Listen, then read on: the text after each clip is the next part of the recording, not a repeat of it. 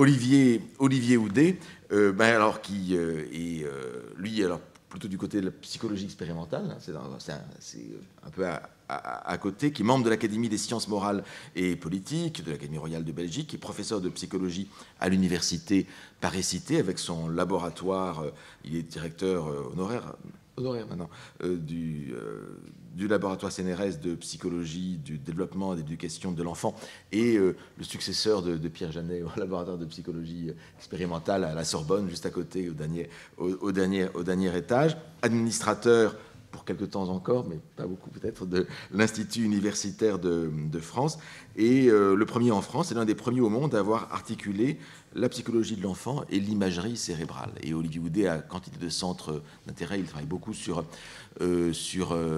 l'enfant, sur la question de l'inhibition, aussi du développement de l'inhibition dans l'éducation.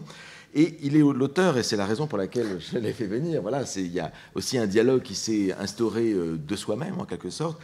Il est l'auteur en 2022, voilà, de ce livre ainsi, assez extraordinaire aussi, parce que c'est un dialogue d'un psychologue expérimental avec Valérie sur le cerveau. Et c'est ce livre, donc, paru chez Odile Jacob, il y a quasiment au même moment où le cours de poétique paraissait. Donc, ensuite, nous avons fait des dialogues entre nous pour voir s'il y avait des correspondances entre ce qu'a trouvé Olivier Houdet dans Valérie et ce qu'il y a dans le cours de poétique, et qui est intitulé « Paul Valéry », très beau titre, « Amoureux de son cerveau ». Et c'est vrai que c'est peut-être... Il y a eu beaucoup d'histoires d'amour chez Valéry, mais celle-ci, avec son cerveau, elle est vraiment très, très, très, très importante. Voilà, donc nous continuons avec le cerveau. Le cerveau, selon Paul Valéry, entre structure de l'esprit et structure de l'univers. À toi.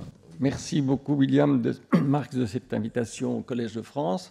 En effet, c'est sans doute ce livre qui a fait, même certainement, le trait d'union entre nous et le dialogue fécond que nous avons construit. J'ai essayé d'être, comme le préconisait Valéry, rapide ou rien. Je l'étais dans ce livre, d'ailleurs, qui est très, très, très fin. J'ai essayé de dire l'essentiel, n'étant pas littéraire, mais scientifique. Et j'ai pu m'exprimer très librement, puisque ce n'était pas le domaine où j'étais attendu. Et dès lors, j'en ai fait dialoguer avec Valéry et même imaginer une visite virtuelle. Tu as montré cette oblique tout à l'heure. William voulait dire qu'au 4e étage de la Sorbonne, 46 rue Saint-Jacques, est mon laboratoire de psychologie expérimentale. Alors, c'était surtout Théodule Ribaud qui l'a fondé, auquel j'ai succédé lointainement à l'Académie, mais Jeannet aussi en faisait partie.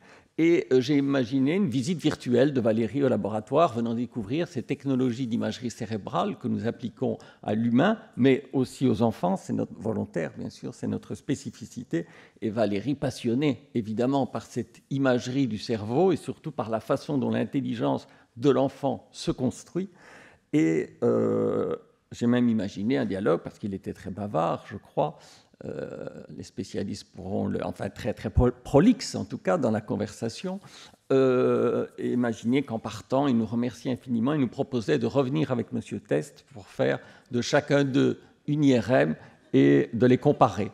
Voilà, donc il y a un aspect fictif dans cette biographie qui imagine cela. Alors plus sérieusement, personnellement, c'est un livre de Jean-Pierre Changeux et Alain Cohn, tous les deux professeurs ici même, publié chez Odile Jacob à la fin des années 1980, je crois, qui s'appelait Matière à penser, et où s'opposait, c'est un débat qui existe toujours, le constructivisme du neuroscientifique, Jean-Pierre Changeux en l'occurrence, et du psychologue aussi. J'adhère évidemment totalement, comme psychologue de l'enfant, dans l'héritage de Piaget, l'héritage constructiviste, à l'idée que c'est dans le cerveau de l'enfant, au cours de l'ontogenèse, que se reconstruit le réel, se reconstruit l'intelligence. Mais Cohn, comme je crois encore beaucoup de mathématiciens aujourd'hui, défendait au contraire le point de vue réaliste, plutôt platonicien, selon lequel les objets logico-mathématiques existent dans le réel, et le cerveau du mathématicien ne fait, entre guillemets, parfois de façon géniale, mais ne fait que le découvrir.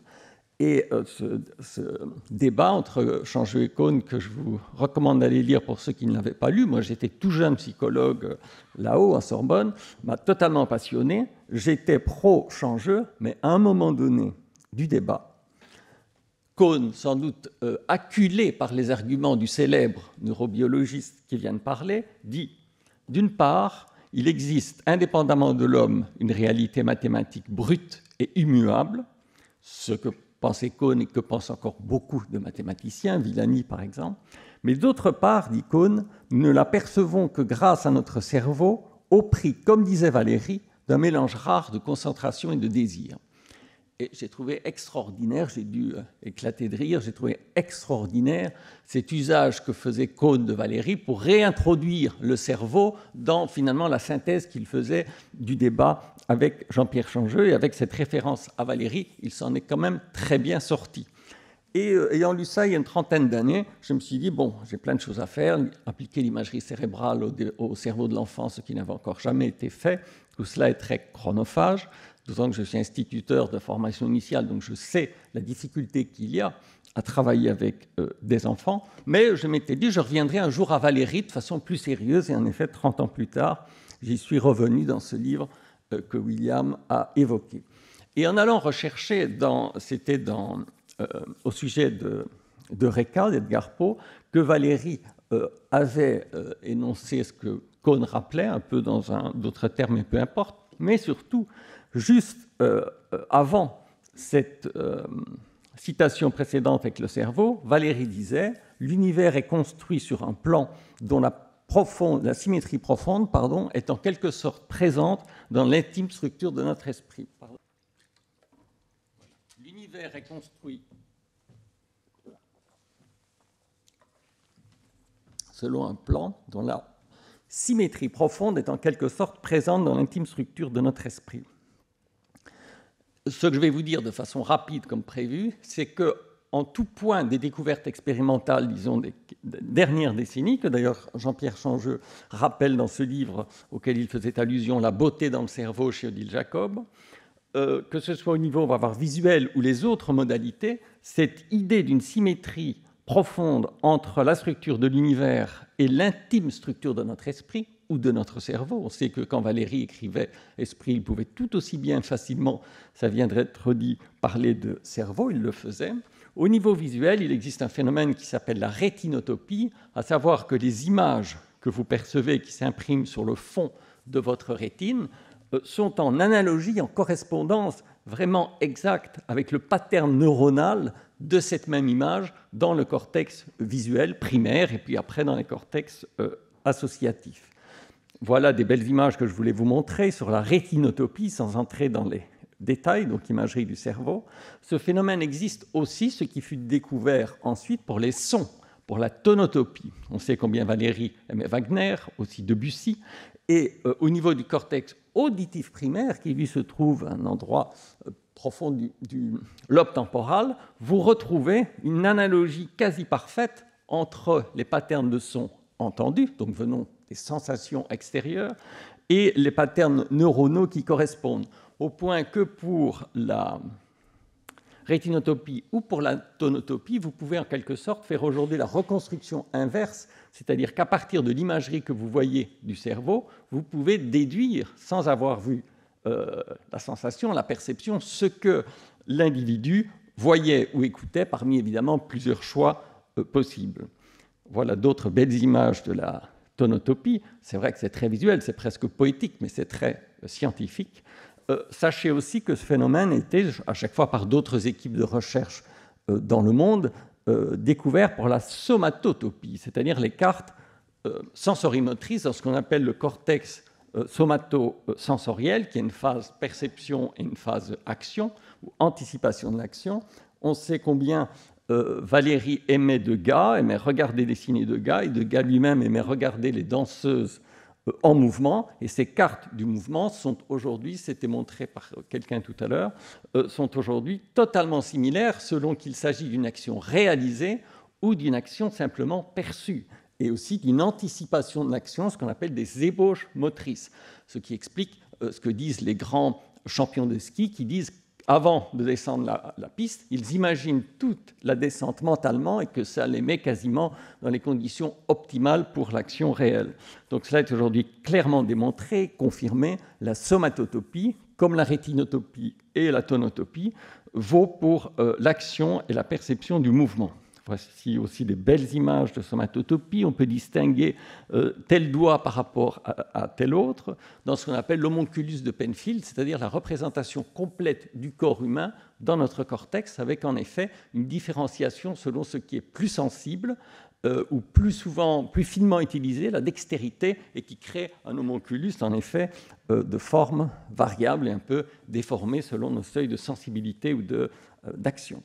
Enfin, beaucoup plus difficile, pour ce qu'on peut appeler les mathématiques, les nombres, a été découverte et est maintenant tout à fait établie. À chaque fois, il s'agit d'équipes très sérieuses et des publications très sérieuses également, ce qu'on appelle la numérotopie, c'est-à-dire que lorsque le cerveau est amené à distinguer des patterns numériques qui demandent plus de précision quantitative dans la comparaison, eh bien, une région particulière du lobe pariétal, où se situe la construction des mathématiques, est plus engagée, plus activée. Et on peut là aussi reconnaître les patterns numériques, donc les fondations des mathématiques, et les patterns dans le lobe pariétal. Ce qui n'avait encore jamais été démontré, que la lecture de Valéry m'a fait comprendre et encouragé à poursuivre, c'est ce qu'on peut appeler, alors au dernier niveau de l'abstraction, de la synthèse, la logicotopie. Et dans ce livre, j'ai suggéré un programme de logicotopie. C'est un terme qui n'existe pas, sauf dans ce livre. Vous ne le trouverez pas sur Internet ou dans des articles scientifiques. Et j'y crois profondément, et je crois qu'on avait déjà découvert en partie cette logicotopie depuis un certain nombre d'années. Cet accès à la logique dans le cerveau, qui en un premier temps est très sensible, très perceptif, nécessite évidemment un effort cognitif, ce que Valéry appelait très habilement le sport intellectuel. Et à la fin d'un très beau petit livre qui était une conférence qui s'appelle « Le bilan de l'intelligence » en 1935, Valéry définit ce sport intellectuel que je vais d'abord vous montrer en termes scientifiques actuels et je reprendrai sa définition, ça paraîtra plus éclairant si je la donne après. On sait chez l'adulte, comme chez l'enfant, que pour être logique, trouver la solution logique dans un problème, il doit se dégager de perceptions trompeuses, d'illusions, ce qu'on appelle aujourd'hui les biais cognitifs. Et pour cela, avec mon équipe, ici à côté en Sorbonne, nous avons découvert le rôle fondamental du contrôle inhibiteur, qui était très connu au niveau synaptique, physiologique, Jean-Pierre Changeux en a énormément parlé, mais quasiment inutilisé au niveau cognitif. Jean Piaget, mon maître, qui avait décrit les stades du développement de l'intelligence chez l'enfant, ne parlait que d'activation, de coordination de schèmes et pas d'inhibition. Or, le cœur de l'affaire, pour devenir logique, c'est d'inhiber une première réponse qui vient, qui est souvent intuitive, perceptive, erronée, ce qu'on appelle donc les biais cognitifs, ou que Kahneman, psychologue, lauréat du prix Nobel d'économie en 2002, appelait des heuristiques, qui marchent très souvent, mais pas toujours. Et les fois, les heuristiques, ce que j'associe à la fin de mon livre à sensibilité chez Valéry pour une bonne part et affectivité. Là, je suis d'accord avec William, Valéry parle beaucoup de sentiments et d'émotions, Jean-Pierre, mais sous le terme affectivité, sensibilité. Et lui-même, on le sait, en était beaucoup victime et il était lucide de ça, puisqu'ici même au Collège de France, tout à la fin de sa vie, il est encore tombé amoureux.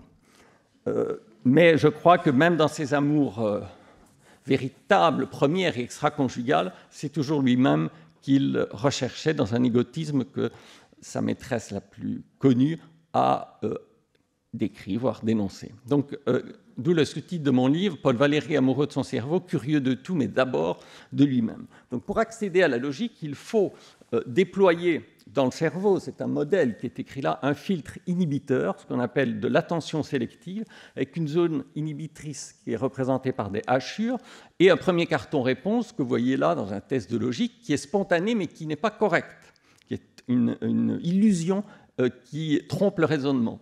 Donc, ce que votre cerveau doit faire, c'est bloquer cette réponse, ne pas la faire disparaître, parce que comme c'est un automatisme, il sera très utile dans d'autres situations. Et ça, c'est ce qu'on appelle aujourd'hui le contrôle inhibiteur, un filtre inhibiteur. C'est une fonction exécutive cardinale du cortex préfrontal à l'avant du cerveau, et reste alors le focus central, le rond blanc, où on va chercher une réponse à laquelle on n'avait pas pensé spontanément, mais qui est en fait l'algorithme logique qui permet de résoudre le problème. Et j'ai pu démontrer avec mon laboratoire, pour la première fois il y a quelques années, que si on entraîne à ce contrôle inhibiteur chez un même élève, donc un même individu, vous avez une reconfiguration cérébrale spectaculaire de l'arrière vers l'avant du cerveau. Et c'est le cerveau du même élève. après avoir été entraîné à ce contrôle inhibiteur, dont William m'a fait remarquer dans nos dialogues que c'est un peu ce que Valérie appelait la mise à l'écart. Et l'un de vous, monsieur David, pardonnez-moi, j'ai retenu votre prénom, Elder, je crois, m'écrit hier soir pour me dire, mais en effet, il y a un processus d'inhibition très puissant dans la création chez Valérie, et vous parlez des refus de pensée de Valérie. Donc là, il y a un refus de pensée, et si on refuse sa première pensée, qui quand même, vous le voyez, représente à gauche un large réseau neuronal, mais qui est très perceptif. On part du cortex occipital tout à l'arrière, et le cortex préfrontal, souvent chez l'humain, même adulte, même polytechnicien, je peux vous dire, pour avoir fait ces expériences de logique, avait été polytechnicien dans des grands groupes industriels français, spontanément, le cerveau n'est pas logique. Il est très perceptif, très sensoriel. On peut utiliser son cortex préfrontal, qui est dominant chez l'homme, et dont certains ont dit c'est même l'organe de la civilisation, mais on ne le fait pas spontanément. C'est pourquoi Kahneman a eu le prix Nobel d'économie pour avoir brisé le postulat rationnel des agents économiques et de tout le monde. On croit être rationnel, mais on ne l'est que rarement. En revanche, on peut l'être, on est perfectible. Et c'est ce que j'ai démontré. En entraînant ce sport intellectuel, lui dit Valérie, ce contrôle inhibiteur, on peut provoquer dans le cerveau cette forme de plasticité, que je préfère appeler reconfiguration neuronale, postéro-antérieure, de l'arrière vers l'avant du cerveau. Et tout cela dans le même test de logique que l'on donne à résoudre à un individu qui spontanément va donner la réponse instinctive.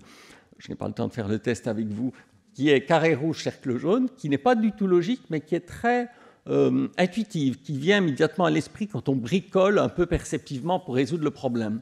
Or, il faut absolument inhiber ces deux formes qui sont citées dans la règle pour activer un algorithme logique qui, dans ce cas, est une table de vérité, avec deux valeurs de vérité, pour antécédents et conséquences, ce qui fait un tableau à 4 lignes, et seul l'un des cas correspond à l'algorithme logique, très très très rarement utilisé, même par les polytechniciens qui se laissent piéger par leur perception, leur sensibilité dans ce problème. Évidemment, quand on voit cela, on pense au sport intellectuel de Valérie, ne serait-ce que ces iconographies qu'avait fait le magazine La Recherche. Et nous avons montré, comme en science, il y a toujours une condition expérimentale et une condition de contrôle, que quand on entraîne simplement la logique chez les individus qui se trompent, rien ne se passe. Parce qu'en fait, ils avaient la logique dans leur cerveau, et c'est comme si on versait de la logique et ça déborde, ça ne leur sert à rien. En revanche, si vous entraînez le contrôle inhibiteur avec ce dispositif qui est réel, hein, qui est une épure pédagogique, alors, et alors seulement, vous obtenez une correction des performances, qui sont les histogrammes à droite. Vous voyez que dans l'un des cas de figure, il y a plus de bleu foncé qui apparaît en dessous, qui sont les réponses logiques, alors qu'en bleu turquoise plus clair, ce sont les biais, les erreurs. Donc l'irrationalité domine bien chez l'humain, si vous prenez un échantillon par hasard, et c'est très reproductible, mais on peut aller activer la logique dans son cerveau au prix d'avoir mis à l'écart, d'avoir refusé, d'avoir inhibé un réseau neuronal très puissant et qui vient premièrement à l'esprit. Les professeurs avec lesquels on travaille dans les classes, et on commence dès la maternelle, ont appelé nos dispositifs l'attrape-piège. Ils ont parfaitement raison, parce que ce sont les pièges de la perception de la sensibilité. Donc cette image, pour en effet, j'ai anticipé sur les diapos, ça renvoie très certainement, comme William me l'indiquait, à ce que Valérie appelle la mise à l'écart. Il parle très peu d'inhibition, mais c'est vraiment ce qu'on appelle aujourd'hui en neurosciences, en psychologie expérimentale, l'inhibition préfrontale, qui permet cet effet spectaculaire que vous voyez sur le cerveau. Et une autre équipe, et c'est là où j'en viens à la logicotopie, une autre équipe française a repris notre paradigme et est allée jusqu'à montrer, en manipulant la force du biais perceptif, donc dans la réponse erronée, on peut hiérarchiser les items de telle sorte que ce biais perceptif soit plus ou moins prégnant. On mobilisait dans le cerveau toujours les régions qu'on avait découvertes, mais avec une intensité directement proportionnelle à la intensité préfrontale, à la force du biais perceptif à inhiber. Et là, selon moi, on touche à la logicotopie, puisqu'on retrouve exactement les mêmes termes que pour la rétinotopie, la tonotopie, la somatotopie, la numérotopie, c'est-à-dire que pour accéder à la structure logique du problème, ce qu'on appelle sa structure profonde, ce n'est pas la structure de surface, la structure de surface c'est perceptif, eh bien, nous retrouvons dans le cortex préfrontal des patterns d'activation en 3 dimensions, c'est volumétrique le cerveau, qui sont directement en rapport avec l'inhibition de la perception qui fut nécessaire, donc le degré d'abstraction. C'est pourquoi j'ai mis, pour les philosophes en haut, on peut commencer à toucher aujourd'hui à des questions qui relèvent vraiment de comment fonctionne l'abstraction dans le cerveau par l'inhibition de la perception lorsque c'est requis. Enfin, vous vous souvenez de la citation du départ, structure de l'esprit, symétrie profonde avec la structure de l'univers. Une équipe d'astrophysiciens que j'ai décrit, ça venait de paraître à la fin de mon livre, a comparé vraiment en termes mathématiques extrêmement scientifiques le réseau cosmique des galaxies et le cerveau, cortex et cervelet. Vous le voyez sur les images, mais eux l'ont en plus démontré mathématiquement, géométriquement, qu'il y a en effet une analogie qui crée une symétrie profonde entre la structure de l'univers et la structure du cerveau. Je pense que ça aurait ravi Valérie de voir ces résultats d'astrophysicien italien, et cela montre qu'à la fois dans le cerveau, avec tous les phénomènes de la rétinotopie à la logicotopie, en passant par la sonotopie, la numérotopie, etc., que dans la connaissance très fine qu'on a aujourd'hui des structures cosmiques et galactiques, l'intuition de Valérie était évidemment absolument pré-scientifique, génial, on peut le dire simplement. Je veux aussi vous dire que ça vaut pas seulement pour l'univers, mais pour ce qu'on appelle aujourd'hui le métavers. Et l'intelligence artificielle, bien sûr, qui est derrière cela. Et les informaticiens nous disent aujourd'hui, ce qui m'intéresse beaucoup, la nécessité de garde-fous algorithmiques, d'implémentation d'alertes, de seuils au-delà desquels les systèmes ou comptes devraient être bloqués, ce que j'appelle, ou les neuroscientifiques appelleraient, des seuils d'inhibition, en fait. Et pour encadrer les dérives du futur métavers, qui ont déjà commencé, annoncées par Facebook, il y a aussi des aspects très positifs, bien sûr, mais pour amorcer les dérives, les encadrer, dans ce monde parallèle et de réalité virtuelle, même augmentée, où parmi nos multiples avatars débridés, les fake news et biais cognitifs pourraient plus encore qu'aujourd'hui agir et se propager.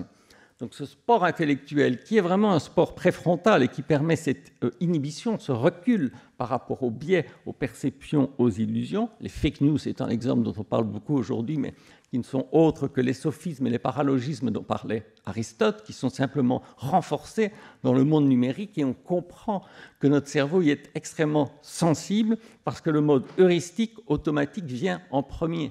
Pour les fake news, c'est l'heuristique de croyance, qu'on a envie de croire.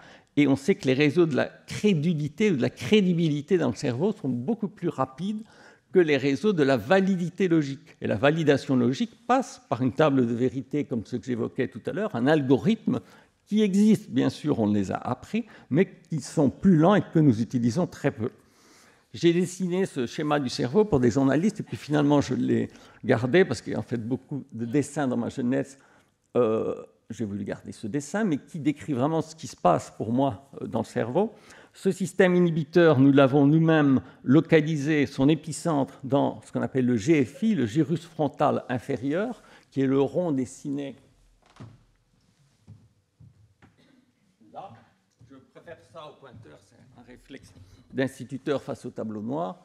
Et là, il est vrai qu'on a une concentration très grande de neurones à axones longs. Et on sait que ces axones longs peuvent envoyer des messages qui, au final, seront inhibiteurs ou activateurs. Il y a ces deux valeurs dans le cerveau humain.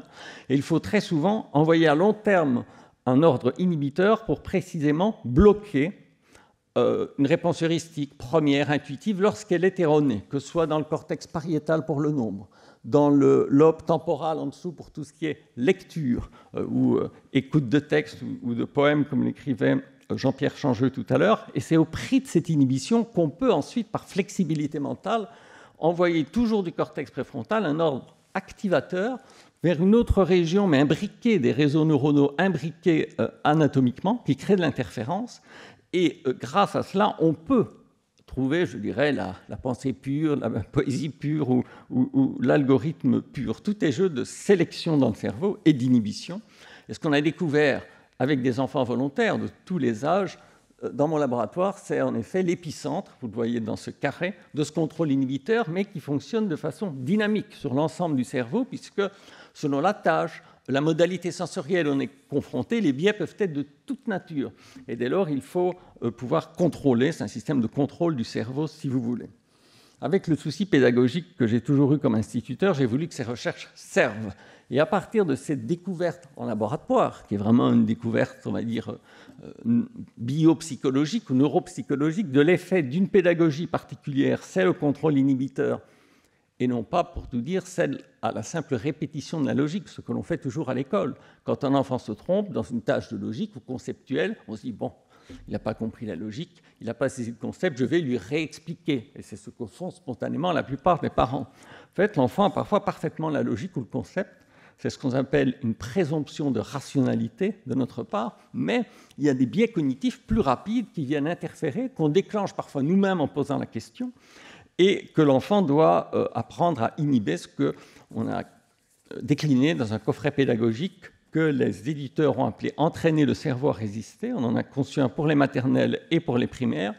Et vous voyez au centre du dessin, là, on voit un petit enfant qui va glisser sa réponse dans le cercle central après avoir inhibé sa réponse spontanée. Donc on peut entraîner ce contrôle inhibiteur. Et pour moi, c'est vraiment le sport intellectuel de Valéry, mais décliné de façon pédagogique. Cela demande un effort, y compris des professeurs qui doivent comprendre ces nouvelles notions.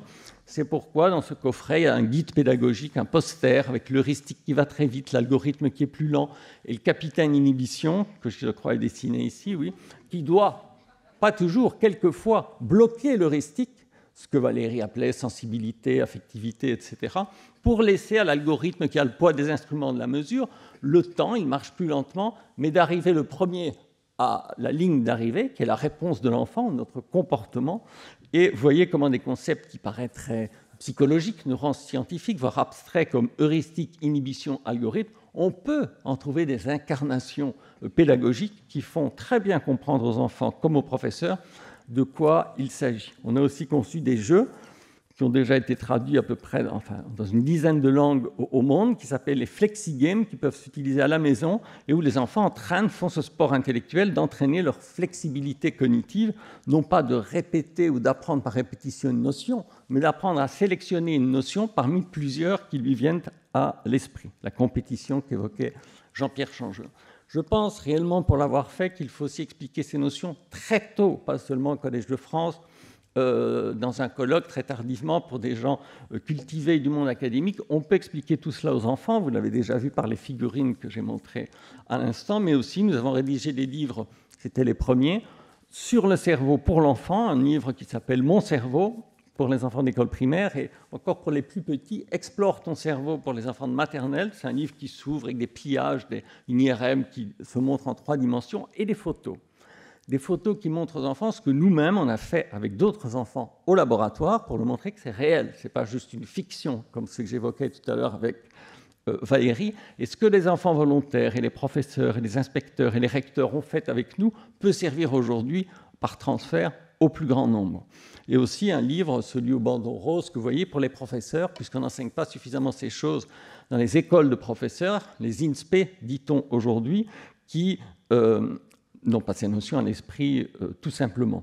Donc Paul Valéry disait de ce sport intellectuel, dont je vous ai montré des exemples à la fois neuroscientifiques et pédagogiques, qu'il consiste dans le développement et le contrôle de nos actes intérieurs, on y était tout à fait, comme le virtuose du piano ou du violon arrive à accroître artificiellement, par étude sur soi-même, le filtre inhibiteur, c'est un retour sur soi-même pour sélectionner telle ou telle réponse, la conscience de ses impulsions, parce qu'il faut évidemment, pour inhiber, avoir conscience de l'erreur, et nous instillons ça par des émotions qu'on appelle contrefactuelles.